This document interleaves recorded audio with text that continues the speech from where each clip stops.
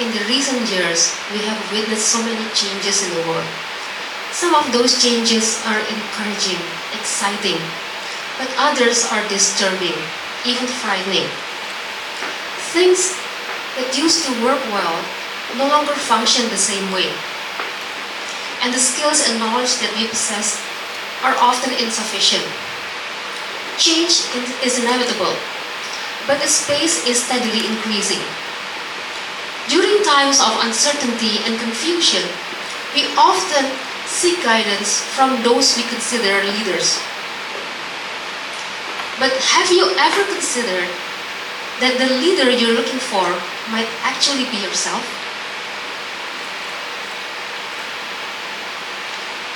Leadership has traditionally been associated with certain traits that are believed to predict one's ability to lead. Those traits may include physical appearance, certain demographic profile, or personality.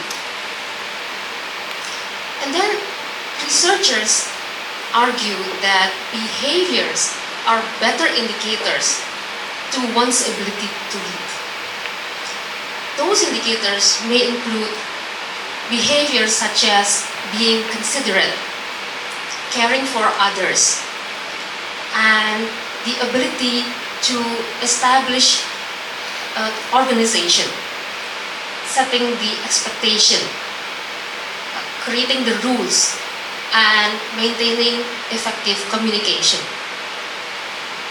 Further research found that the effectiveness of leadership depends on the relationships between the leader and the follower. Leaders who have good relationships with their followers are better in delivering their performance. Over the years, leadership styles have evolved from command and control style to the one that emphasizes support, encouragement, empowerment, and collaboration. Consequently, communication skills and the ability to understand one's own emotion and those of others have become more important. The ability to understand and regulate one's own emotion and those of others is called emotional intelligence. Emotional intelligence consists of 4 skills: self-awareness, self-regulation, social awareness, and relationship management. So self-awareness is the ability to recognize our own emotions. What do we feel and what makes us feel that way? By being aware of what triggers our emotions, we can regulate our behavior to produce a better outcome.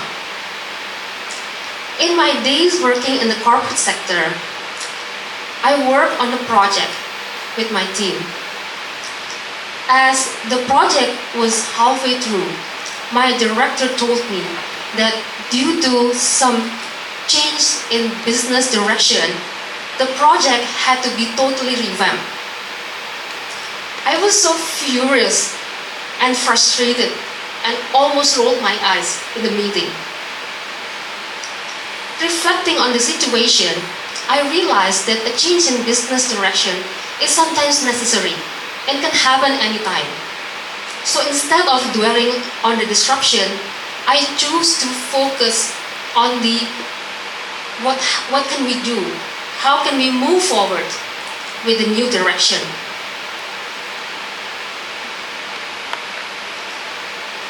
Social awareness is when you understand how people feel and why they feel it that way.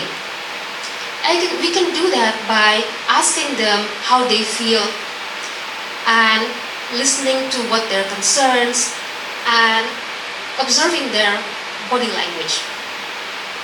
By doing so, we will know whether one is requiring some assistance or maybe they have some thoughts that we need to understand. Having social awareness is important so that we can have a good relationship with our team. Because as we understand those feelings of our team members, they will feel understood and respected. In the early years of my career, I was assigned to lead a team whose team members have been in the company way longer than I have. After observing how they work, I noticed that there are some rooms for improvement. And so I initiated the changes immediately. Unfortunately, my team was not happy about it, and they complained to my manager. After a long discussion with my manager, I realized that I focused too much on fixing the business process and not enough on the well-being of those affected by it. So then I started talking to my team, asking them how they feel about my ideas and whether they have their own ideas. And by doing so, I managed to improve my relationship with my team and resulting with a well-functioning team early on.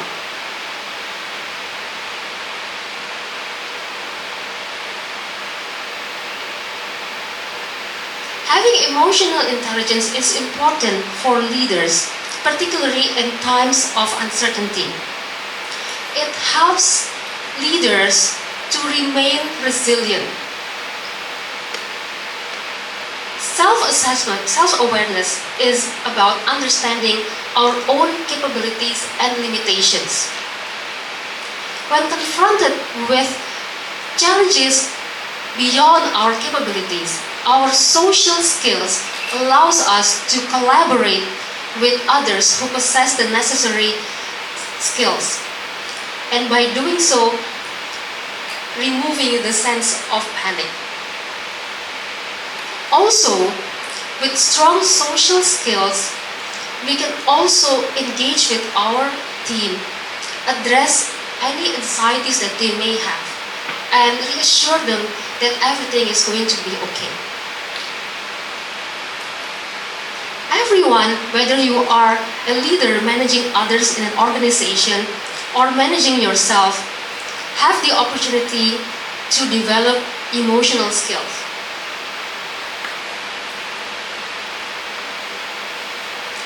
A good starting point is to develop a routine of reflecting your emotions. Spend a few minutes at the end of each day to think about the significant emotions that you experience and how you deal with it. You can also ask feedback from your friends or colleagues. And when you do receive the feedback, treat the feedback with humility, because everyone has their own strengths and weaknesses. When something triggers your emotion, it's an opportunity to practice self-regulation. Take a deep breath and try to think clearly. Pause before reacting so that you don't burst into something that you forget, that you don't want to do. Think of what others' perspective about the situation. Try to understand their reasoning, and by doing so, we'll be able to think through, get a clear head, and find the solutions. To practice our social awareness, we can interact with our friends or colleagues whom we meet on a daily basis. Ask them what they are feeling. If they seem different or not themselves, you can ask them, what's wrong? How can I help? By practicing empathy, you build trust with your team. And by doing so, it makes it easier for the team to work together to find a solution.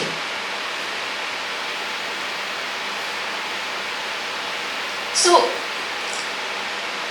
everyone, whether you are just just starting to learn emotional intelligence, or those who have been practicing for a while, would benefit from continuous learning.